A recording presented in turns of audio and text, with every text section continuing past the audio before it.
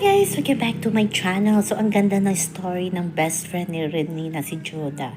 Loki best friend lang daw siya ni Rene. Kahit sikat na sikat daw si Rene, ay patuloy pa din ang kanilang pagkakaibigan. Kasi sa Amsay sila naging magkaklase, magkaibigan at magka-teammate. Kaya, nagkahiwalay lamang sila nang pumunta na si Rene sa Ateneo de Davao. Yes, nag-transfer na ng senior high school si Rene sa Ateneo de Davao. Kaya naiwan sa Amsay itong si Judah, pero patuloy pa din ang pagiging magkaibigan nila.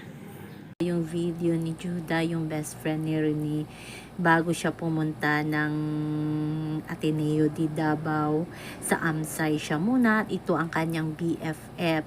Ayon nga sa mama ni Rene, na ito daw ang nagbibigay kay Rene ng ekstrang pagkain at allowance pag nawawalan itong si Rene.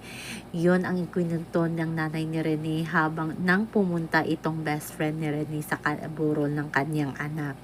Pinilit lamang itong pumunta kasi nga ayaw niya ni Judah na pumunta kasi hindi niya pa rin matanggap hanggang ngayon na wala na si Rene. Hindi niya kaya daw tingnan si Rene sa loob ng nakahiga na at wala ng buhay. Kaya pinilit siya na pumunta ng mami niya, kahit ang mami ni Rene ay nakiusap last day, kahit sa last day na lang ni Rene, dalawin niya ang kanyang kaibigan. At ito na nga, hindi na napigilan ni Judah na maiyak, kumagulgol ng malapitan sa kay Rene. So, marami ang naiyak.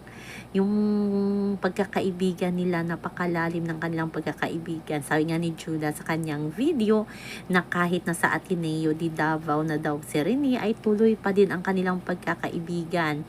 Isang text niya lang yan, segundo lang magre-reply si Rene at sasagutin ni Rene kaagad ang kanyang tawag at minsan lumalabas din sila at nagbabanding. Kaya masakit na masakit sa kanya ang nangyari sa kaibigan kasi nga sikat na daw si Rene pero hindi pa din daw nagbabago itong si Rene. Pero grabe din ang pasalamat ng nanay ni Rene kay Judah. Yan ang sinabi niya sa lamay ni Rene, na iiyak na sinabi yung tungkol sa pagkakaibigan ni Judah at ang kanyang anak na si Rene. Kaya marami talaga ang nagmamahal sa batang MVP ng Agusan del Sur. Kaya nakapaghihinayang talaga na wala na itong si Rene Butterbone niya.